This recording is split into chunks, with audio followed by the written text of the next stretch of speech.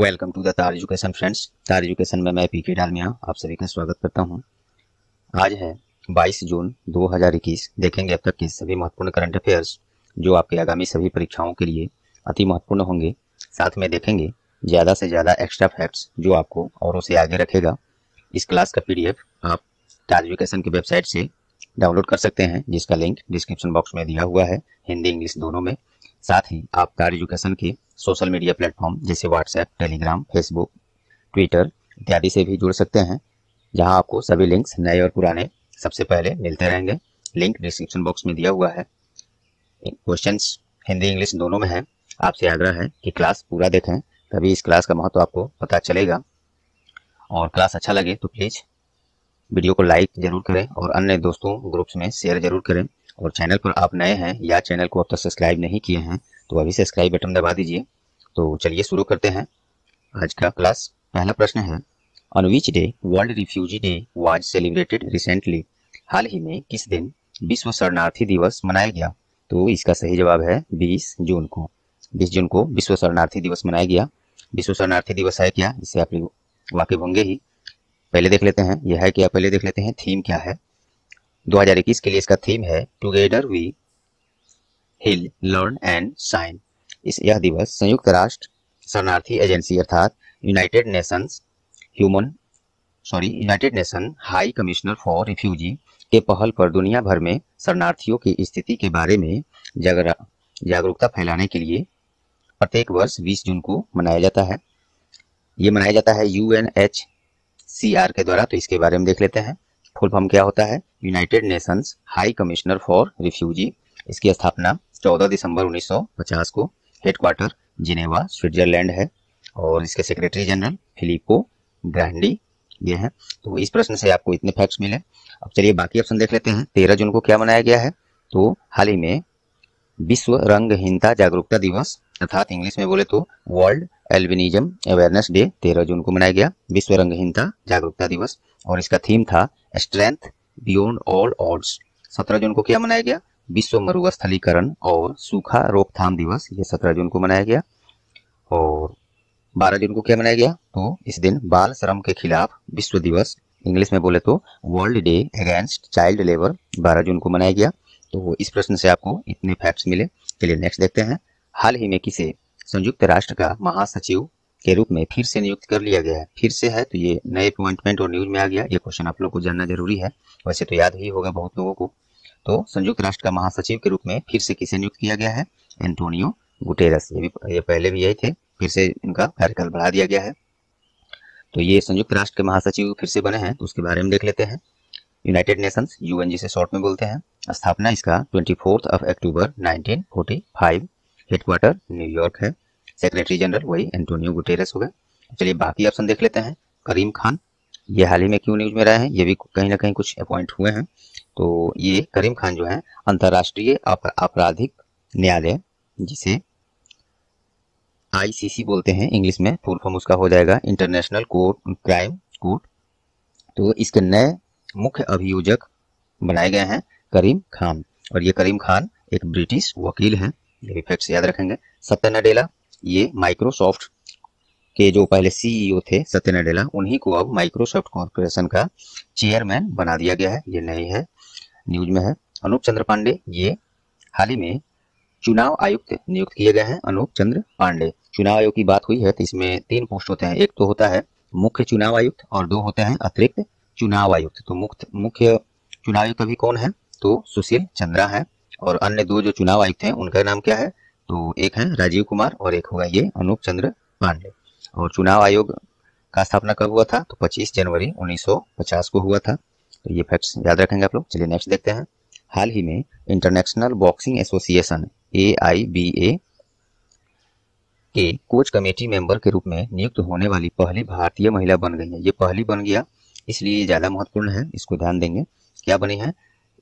International boxing association अर्थात AIBA के coach committee member के रूप में, सदस्य के रूप में नियुक्त होने वाली पहली भारतीय महिला बन गई है। इनका नाम क्या है? तो इनका नाम है ताडंग मीनू। ताडंग मीनू इनका नाम है और ये अरुणाचल प्रदेश है, अपने भारत के अरुणाचल प्रदेश राज्य से बिलोंग करती हैं। तो पहली महिलाएं बन गई हैं। इसके लिए AIBA की कमेटी मेंबर्स ये बनी हैं सदस्य, उसके बारे में देख लेते हैं। AIBA अर्थात द इंटरनेशनल बॉक्सिंग एसोसिएशन, स्थापना इसका 1946 में, हेडक्वार्टर लॉजेन जो कि स्विट्जरलैंड में है, वही है। चलिए बाकी ऑप्शन देख लिया गया, नहीं बाकी ऑप्शन देख लेते हैं। सांग येन हैंग, ये कौन है? तो ये हाल ही में दुनिया की सबसे ऊंची चोटी जो कि माउंट एवरेस्ट है उस पर सबसे तेज चढ़ाई करने वाली महिला बन गई हैं सांग येन हैंग। तो ये हो गई इस, और ये कहाँ की हैं? तो ये हांगकांग की जाने मानी पर्वतारोही हैं और ये दुनिया की सबसे ऊंची चोटी माउंट एवरेस्ट पर सबसे तेज चढ़ाई करने वाली महिला बन गई हैं सांग येन हैंग। चलिए आश्रिता वी ओलेटी, ये कौन है? ये हाल ही में भारत के हैं ये वैसे। तो ये फ्लाइट टेस्ट इंजीनियर बनने वाली भारत की पहली महिला बन गई हैं आश्रिता वी ओलेटी, ये बन गई हैं फ्लाइट टेस्ट इंजीनियर बनने वाली पहली महिला। और वैशाली एस हिवासे, ये हाल ही में सीमा सड़क संगठन अर्थात बॉर्डर रोड ऑर्गेनाइजेशन जिसे BRO बोलते हैं में कमांडिंग अधिकारी बनने वाली पहली महिला कमांडिंग अधिकारी बन गई हैं वैशाली एस हिवासे। तो ये सब रहा इसमें फैक्ट सबको। चलिए नेक्स्ट, हाल ही में किस देश में दुनिया का तीसरा सबसे बड़ा हीरा प्राप्त हुआ है? तो इसका सही जवाब है बोत्सवाना। बोत्सवाना में दुनिया का तीसरा सबसे बड़ा हीरा प्राप्त हुआ है। पहले बोत्सवाना के बारे में देख लेते हैं। राजधानी गैब्रोन है, करेंसी बोत्सवाना पुला है। एग्जाम में आपको ये बोत्सवाना तो नहीं देगा, केवल पुला देगा, इससे याद रखना होगा। तो currency Botswana pula, capital Gaborone Botswana का। अब चलिए बाकी ऑप्शन देख लेते हैं। नैरोबी, ये क्यों न्यूज में रहा है?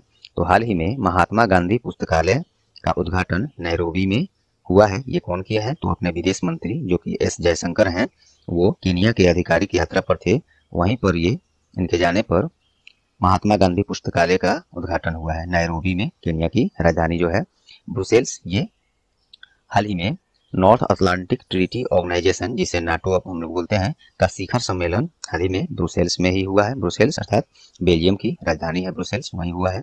यूनाइटेड किंगडम, ये यहाँ पे हाल ही में 47वें G7 समिट 2021 यहीं पे संपन्न हुआ है। तो ये भी वेन्यू से संबंधित है। देखिए दोस्तों, क्वेश्चंस जिस तरह का है ऑप्शंस उसी तरह का ढूंढ के ये सब आप लोग के लिए उपलब्ध कराना होता है। जैसे कि एक प्रश्न में हाल फिलहाल के 2-4 क्वेश्चन और आपको रिवीजन हो जाए, इसके लिए आपको चिंता नहीं करना है। ये याद कौन याद करना है, नहीं करना, बस क्लास कंटिन्यू अटेंड करना है। हर चीज आपको बिना रटे रटाए सब दिमाग पर ऐसे बैठ जाएगा जैसे एग्जाम्स में लगेगा ये तो इतना आसान सा सवाल पूछ दिया गया, ऐसा महसूस होगा। तो आप लोग क्लास जो है कंटिन्यू रखें, जारी रखें और अन्य दोस्तों को भी बताएं इस क्लास के बारे में। स्टार एजुकेशन का सहयोग भी करें ताकि हम लोग का परिवार और बढ़े और क्लास कराने में और इंटरेस्टिंग हम लोग को लगे। चलिए आगे देखते हैं। हाल ही में किस दिन 7वां अंतर्राष्ट्रीय, इसमें सभी ऑप्शन तो हो ही गया था। चलिए, हाल ही में किस दिन 7वां अंतर्राष्ट्रीय योग दिवस मनाया गया? तो इसका सही जवाब है 21 जून को। अंतर्राष्ट्रीय योग दिवस 21 जून को ही मनाया जाता है और ये 7वां है क्योंकि, चलिए कुछ इसके अतीत के बारे में देख लेते हैं जो कि एग्जाम के लिए महत्वपूर्ण भी है। दरअसल ये 2014 में जब मोदी सरकार में आए थे तो उन्होंने ही यूनाइटेड नेशंस में असेंबली में अंतर्राष्ट्रीय योग दिवस मनाने का प्रस्ताव रखा था। और देखिए भारत की कितनी छवि अच्छी है कि 2014 में जब ये रखा गया मोदी जी के द्वारा UN में, तो मात्र 3 महीने के आसपास में, 90 दिनों के आसपास में उसे स्वीकार कर लिया गया। और तब से ही 2014 में स्वीकार होने के बाद 2015 में 21 जून 2015 को पहला अंतर्राष्ट्रीय योग दिवस मनाया गया। और वैसे मनाते मनाते अब ये 2021 में जो है 7वां अंतर्राष्ट्रीय योग दिवस है। ये थीम क्या रहा है? तो इसका थीम रहा है योगा फॉर वेलनेस। ये 2 ठो हमको देने का कारण ये रहा है, कुछ न्यूज़पेपर्स में ये दिया था योगा फॉर वेल बेइंग और एक कुछ में दिया था योगा फॉर वेलनेस, लेकिन इसको मैं ज़्यादा सही मान रहा हूँ। दोनों में से कोई ऑप्शन अगर दे तो आप ध्यान रखेंगे। वैसे तो इसको मैं सही इसलिए मान रहा हूँ कि ये ऑल इंडिया रेडियो न्यूज़ की वेबसाइट पर और DD न्यूज़ पर यही दिया था योगा फॉर वेलनेस। तो दोनों आप लोग ध्यान में रखें, yoga for wellness, yoga for well being. चलिए बाकी ऑप्शन देखते हैं। 8 जून को हाल ही में क्या मनाया गया? तो विश्व महासागर दिवस हाल ही में मनाया गया है और इसका थीम रहा था the ocean life and livelihoods. 15 जून को क्या मनाया गया? विश्व ब्रेन ट्यूमर दिवस। 8 जून को 2 दिवस मनाया गया, एक और अभी जो हमने बताया विश्व महासागर दिवस और एक और है विश्व ब्रेन ट्यूमर दिवस, ये भी 8 जून को ही मनाया गया है। चलिए 15 जून को क्या मनाया गया? तो ये वैश्विक पवन दिवस मनाया गया है अर्थात ग्लोबल विंड डे। ये क्यों मनाया जाता है? तो पवन ऊर्जा का महत्व, इसकी उपयोगिता और भविष्य में इसकी संभावनाओं के बारे में जागरूकता फैलाने के लिए प्रत्येक वर्ष 15 जून को मनाया जाता है विश्व वैश्विक पवन दिवस, ग्लोबल विंड डे। 5 जून को सभी लोग जानते हैं पर्यावरण दिवस है। विश्व पर्यावरण दिवस मनाया गया है। इसको मैंने रखा इसलिए कि इसका थीम आप लोग एक बार और रिवीजन कर लें। विश्व पर्यावरण दिवस का थीम क्या है 2021 के लिए? तो री इमेजिन, रिक्रिएट, रीस्टोर, यह है उसका थीम। चलिए नेक्स्ट, हाल ही में किस भारतीय मूल की अमेरिकी नागरिक को यूरोपियन इन्वेंटर अवार्ड से पुरस्कृत किया गया है? तो इसका सही जवाब है सुमिता मित्रा को यूरोपियन इन्वेंटर अवार्ड से पुरस्कृत किया गया और ये भारतीय मूल की अमेरिकी नागरिक है। किस लिए दिया गया है ये? तो यह पुरस्कार उन्हें दंत सामग्री के उत्पादन में नैनो टेक्नोलॉजी का प्रयोग करने के लिए दिया गया है। चलिए बाकी ऑप्शन देखते हैं। वीनेस फोगट, ये क्यों न्यूज में रही हैं? ये इनको भी कोई अवार्ड मिला है। भारतीय पहलवान है सबसे पहले तो ये वीनेस फोगट कौन है? एक भारतीय पहलवान है। इनको पोलैंड ओपन में स्वर्ण पदक प्राप्त हुआ है। और मेघा राजगोपालन, ये पुलित्जर पुरस्कार 2021 में अंतर्राष्ट्रीय रिपोर्टिंग के लिए इनको पुरस्कार मिला है, मेघा राजगोपालन। और ये भी भारतीय मूल की अमेरिकी पत्रकार हैं। इनको मिला है पुलित्जर पुरस्कार 2021 में अंतर्राष्ट्रीय रिपोर्टिंग के लिए पुलित्जर पुरस्कार। चारू खोसला को हाल ही में ग्रीन प्रीमियर अवार्ड 2021 से पुरस्कृत किया गया है और यह पुरस्कार उन्हें ऊर्जा प्रबंधन में अतुलनीय योगदान के लिए दिया गया है। Green Premier Award 2021 Charu Khosla को। चलिए नेक्स्ट, हाल ही में फ्रेंच ग्रैंड प्रिक्स 2021 का खिताब किसने जीता है? तो इसका सही जवाब है मैक्स वर्स्टापेन। तो ये फ्रेंच ग्रैंड प्रिक्स 2021 इनको मिला है मैक्स वर्स्टापेन। और ये कहाँ के हैं मैक्स वर्स्टापेन? तो ये नीदरलैंड के रेडबुल के रेसिंग ड्राइवर है, नीदरलैंड से हैं और ये रेडबुल जो गाड़ी है उसके ड्राइवर हैं। ये उसी से रेसिंग में भाग लेते हैं। अब चलिए बाकी ऑप्शन देखते हैं। ये देखिए, ये जो है ग्रैंड प्रिक्स से संबंधित प्रश्न है। इसमें मैंने जो भी ऑप्शन रखा है सभी ग्रैंड प्रिक्स से ही रखा है और वो भी हाल फिलहाल के जो आपको आगे अभी एग्जाम में आ सकता है। तो चलिए, सर्जियो पेरेज ये कौन है? ये क्या जीते हैं? तो फार्मूला 1 की अजरबैजान ग्रैंड प्रिक्स इन्हीं के द्वारा जीता गया है, सर्जियो पेरेज। और ये कहाँ के हैं? तो ये मैक्सिको के रेडबुल के रेसिंग ड्राइवर हैं। लुइस हैमिल्टन, सभी लोग परिचित होंगे इससे, कुछ लोग अभी भूल भी गए होंगे ये कहाँ के हैं, कौन है। ये तो मालूम है कि ये ग्रैंड प्रिक्स रेसिंग में भाग लेते हैं। तो लुइस हैमिल्टन हाल ही में स्पेनिश ग्रैंड प्रिक्स जीते थे और ये कहाँ के हैं? तो ये ब्रिटेन से मर्सिडीज ड्राइवर है लुइस हैमिल्टन। ये बहुत बार इनके बारे में पूछा जा चुका है। और चलिए, तो ये सब ऑप्शन हो गए। चलिए नेक्स्ट, हाल ही में किसने ईरान के अगले राष्ट्रपति के रूप में चुनाव जीता है? तो ये है इब्राहिम रईसी। इब्राहिम रईसी ईरान के अगले राष्ट्रपति के लिए चुनाव जीत गए हैं और ये लगभग 2021 में अगस्त के आसपास में ये शपथ लेंगे। तो इब्राहिम रईसी हसन रूहानी का जगह लेंगे। अभी फिलहाल में हसन रूहानी ही है राष्ट्रपति वहाँ ईरान में, अब बन जाएंगे इब्राहिम रईसी। ईरान के बारे में देखते हैं। राजधानी तेहरान, करेंसी ईरानियन रियाल, तो रियाल ही देगा आपको परीक्षा में।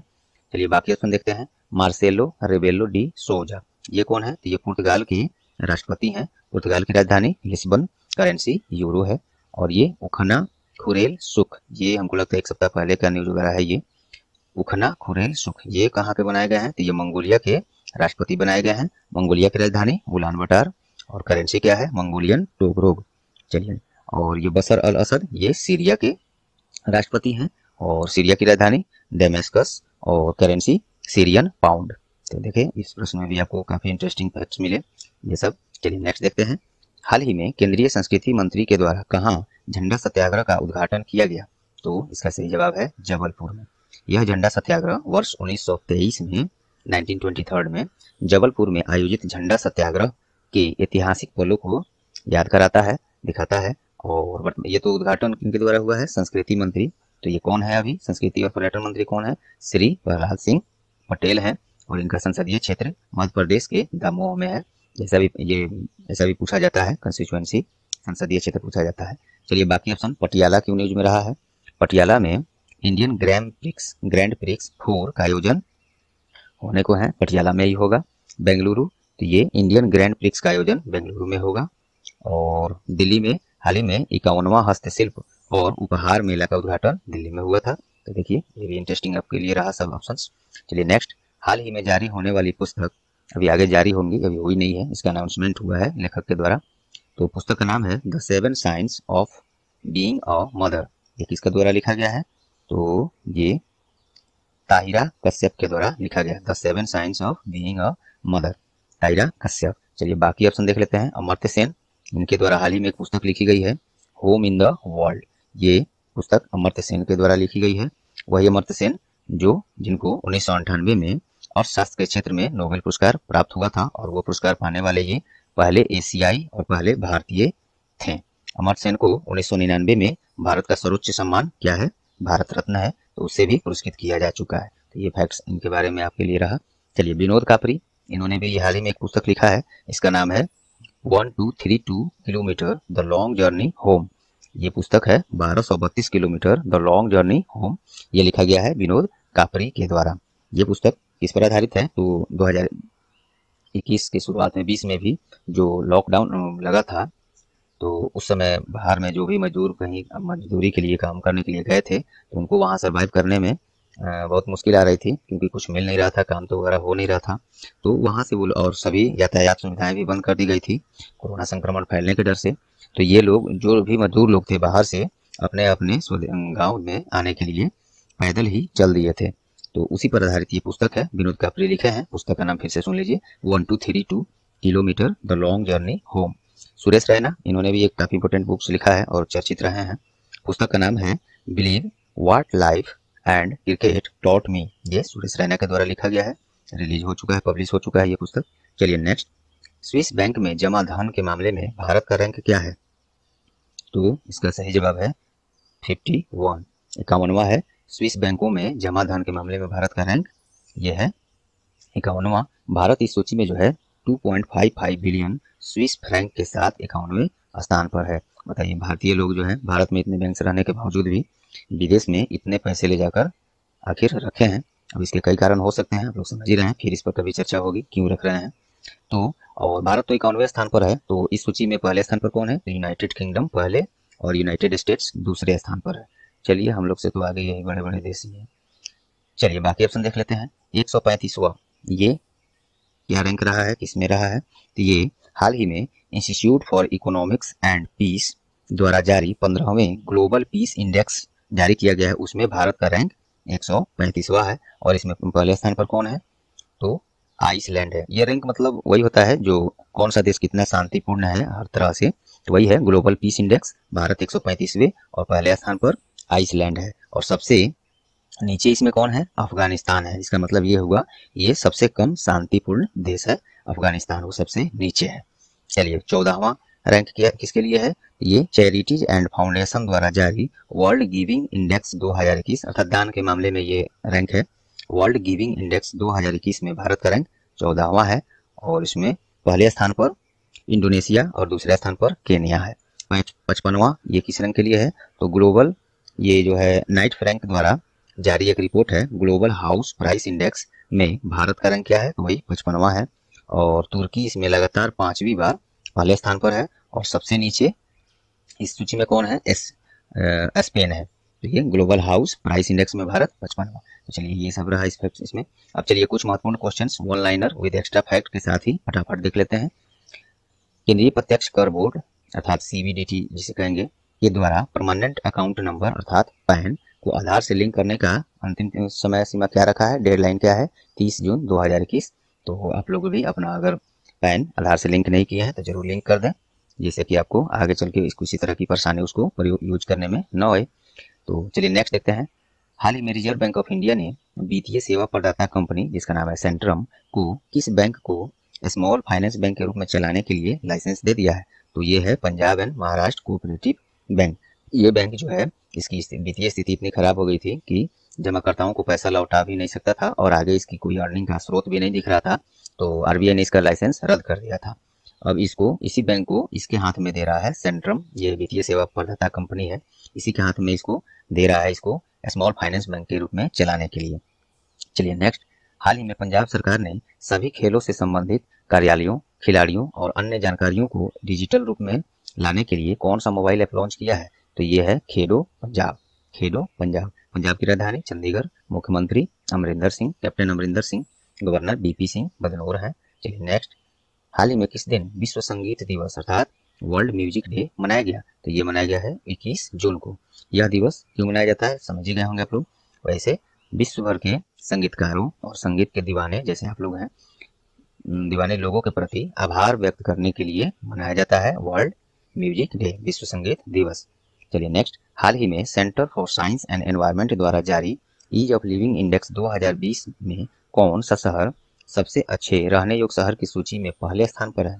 अर्थात ईज ऑफ लिविंग इंडेक्स में पहले स्थान पर कौन है? तो बेंगलुरु है। और ये भारतीय एक ये है centre for science and environment, इसके द्वारा ये जारी किया गया है। तो इसमें सबसे अच्छे रहने योग्य भारत में जगह कौन सा है? शहर बेंगलुरु। और शिमला दूसरे स्थान पर, भुवनेश्वर तीसरे और मुंबई चौथे स्थान पर है। और नई दिल्ली जो है वो महानगरों के लिस्ट में सबसे खराब स्थिति में सबसे नीचे है। तो पहले स्थान पर बेंगलुरु है, ये ध्यान रखेंगे। चलिए नेक्स्ट, अंतर्राष्ट्रीय योग दिवस के अवसर पर प्रधानमंत्री श्री नरेंद्र मोदी के द्वारा कौन सा मोबाइल एप्लीकेशन लॉन्च किया गया? तो M yoga application, M yoga app.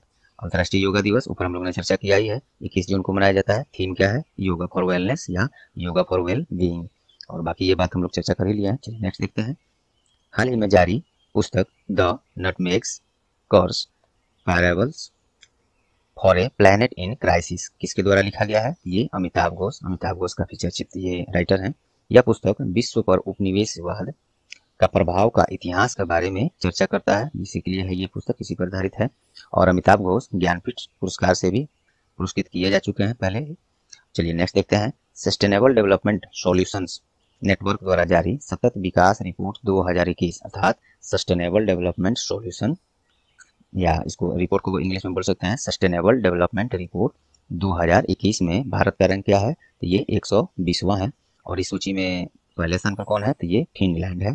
किसमें? सतत विकास रिपोर्ट अर्थात सस्टेनेबल डेवलपमेंट रिपोर्ट 2021, भारत 120वां, पहले स्थान पर फिनलैंड। चलिए नेक्स्ट, हाल ही में किस महिला क्रिकेट खिलाड़ी ने क्रिकेट मैच के टेस्ट डेब्यू में सर्वाधिक स्कोर बनाने का रिकॉर्ड बनाया है? टेस्ट डेब्यू का मतलब क्या हुआ? मतलब टेस्ट मैच, जो वनडे होता है, T20 होता है, टेस्ट होता है, बाकी लोग तो जानते होंगे, जिनको ना मालूम है उनके लिए मैं ये बता दे रहा हूँ। तो ये इस तरह का कई फॉर्मेट में मैच होता है, तो टेस्ट मैच भी होता है, तो उसमें ये पहला दिन रहा है इनका, उसी दिन शामिल हुए, तो उसी को टेस्ट डेब्यू बोला जाएगा। तो इसमें पहले दिन ही सर्वाधिक स्कोर करने का रिकॉर्ड इन्होंने बनाया है शेफाली वर्मा। और पहले ही बॉल पर सिक्सर एक मारने का, छक्के मारने का रिकॉर्ड भी इन्होंने ही बना दिया है। तो काफी अच्छे खासे रिकॉर्ड पहले ही दिन उन्होंने बना दिया है। चलिए शेफाली वर्मा है, हो गया। और ये भी देख लेते हैं, भारत में क्रिकेट का आयोजन कौन कराता है? तो BCCI कराता है, board of control for cricket in India establish. इसका कब हुआ था स्थापना? 4 दिसंबर 1928 को। प्रेसिडेंट कौन है? सौरव गांगुली। सेक्रेटरी जनरल कौन है इसके? तो जय शाह है, और ये वर्तमान में गृह मंत्री अमित शाह के पुत्र हैं। तो चलिए, अब आज मैंने ये क्वेश्चन ऑफ द डे नहीं रखा है क्योंकि कई दिनों से क्लास हम लोग का बीच में गैप चला है, और आज तो ये डायरेक्ट हमने 22 तारीख को क्लास कराया है, 17 तारीख से क्लास नहीं हुआ है करंट अफेयर का, वो मैं आज ही वीकली करंट अफेयर्स के फॉर्म में उसको लाकर आप लोग को सभी क्वेश्चंस चर्चा आज ही मैं दिन में कर दूंगा। तो वो भी क्लास आप लोग देख लेंगे, जिससे कि बीच में जो भी प्रश्न छूटे हैं करंट अफेयर्स के, वो आप लोग का बैकअप हो जाएगा। तो बीच में ये गैप चला है, उसके लिए मैं फिर से माफी चाहता हूँ। तो चलिए दोस्तों, उम्मीद करता हूँ ये क्लास आप लोग को परीक्षा उपयोगी लगी होंगी। यदि हाँ, तो प्लीज वीडियो को लाइक जरूर कर दें, वीडियो को ज्यादा से ज्यादा शेयर करके अन्य प्लेटफॉर्म्स ग्रुप्स में तार एजुकेशन का सहयोग करें। बस कुछ सेकंड्स दे देंगे आप लोग इसमें शेयर करने में, तो तार एजुकेशन का आगे बढ़ेगा, और ये आप लोग के सहयोग से ही होगा। और चैनल पर आप नए हैं या चैनल को अब तक सब्सक्राइब नहीं किया है, तो अभी सब्सक्राइब बटन दबा दें, और पहले से यदि सब्सक्राइब कर लिया है तो आपका बहुत बहुत धन्यवाद। और बेल आइकन भी साथ में दबा दें, जिससे आगे आने वाले सभी क्लास के नोटिफिकेशन आपको सबसे पहले मिले। तो चलिए, ये रहा आज का क्लास। All the best.